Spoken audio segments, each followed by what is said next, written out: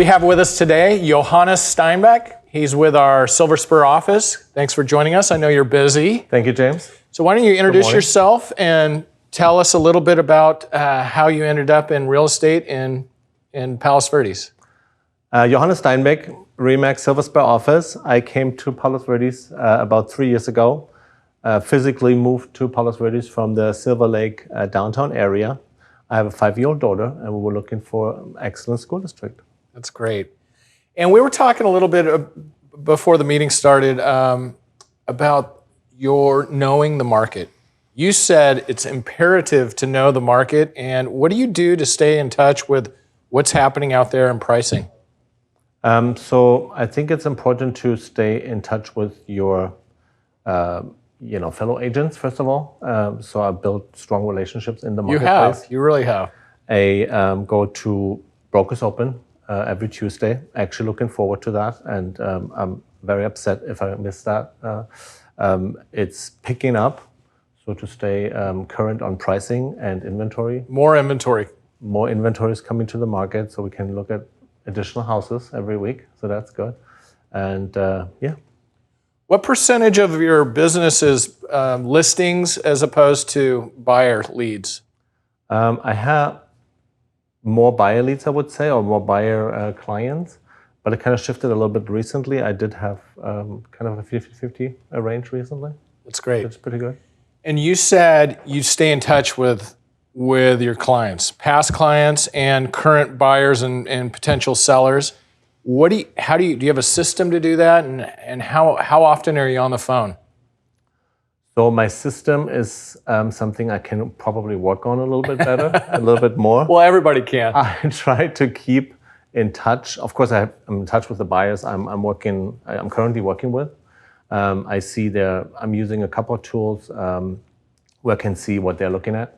We kind of established in the beginning when we work together that they continue sending me stuff, what they're actually looking at, on their self actively sending me stuff. Okay, that's good. But so I know what they're kind of thinking about. Right. And then also I follow up with them, and we have some tracking tools where I can see what they're actually looking at, or what they're interested in. So you subscribe to the Zillow Lead program, and you also are a big user of Real Scout. Can you tell us how that works in conjunction? So Real Scout is a nicer way to send people listings they might be interested in. Also, it's somewhat automated and has an AI function, which makes it just looks a little bit better, and you're actually looking forward to receiving these emails.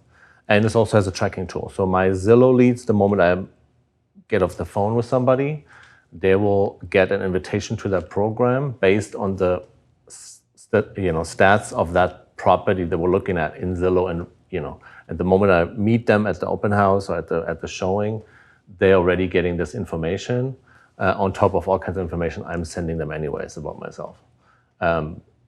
Because so I realize that there's a different approach, or these people approaching me differently when they have all this information beforehand, because they already know we're professional, we work in this market. That's great.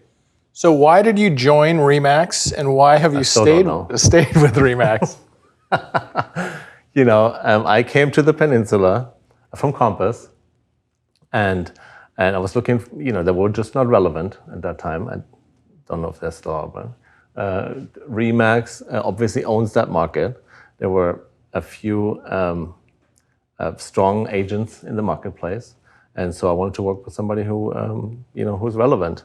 To be honest, it was Gail.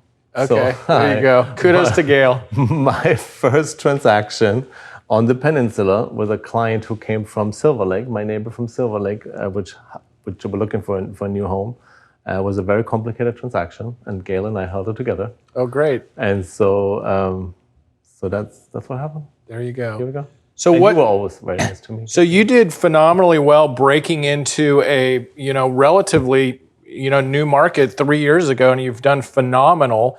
It's hard to transplant into a new community and get on the right track quickly.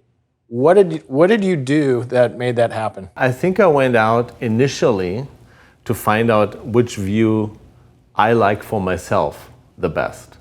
And we bought a house which was more like a placeholder to figure out which is actually my preferred view and then take it from there, because I couldn't decide on all these beautiful views. And I think actually the value of a specific view, which is very important for Palos Verdes real estate, is something, if you come from like downtown, you look at the water and it's just crazy amazing. And then if you live here for a month or two and you see 20, 50 different views, you need to like now start putting a price tag on this stuff. Which view is actually the valuable one and which view is a water view or an ocean view. So, and then I think on top of that, the topography and development of this peninsula is just specific. And if you kind of wrap your head around that, you know a lot. We talked about there's homes that differentiate in value 50% or more just in the same neighborhood. Right. And it really helps to know that specific market. And if somebody gives you an address, you got to really know what that property is worth just by looking at the address. Yeah, I think looking at the address, it's same here, the different developments, I guess you can tell in which development or section of the hill that probably is located. And then it's just coming back to the brokers open to see these properties sell every day for, and know exactly for what and why. You're building that on-time, pricing knowledge, that you have a feel for that. Yeah, it's very important. Very important. So you work with a significant amount of buyers, and we've seen interest rates double in the last 3 or 4 months. What conversations are you having with these buyers that are in the market with these higher interest rates? So I'm trying not to talk too much about these, lender specific details. Although I'm trying to find the buyers who I'm talking to. They're ready to buy. They want to buy right now. So you're working with motivated buyers. I'm working with motivated buyers. They're most of the time in this neighborhood specifically. They're upset to have to pay 6% when they could maybe buy for 5%.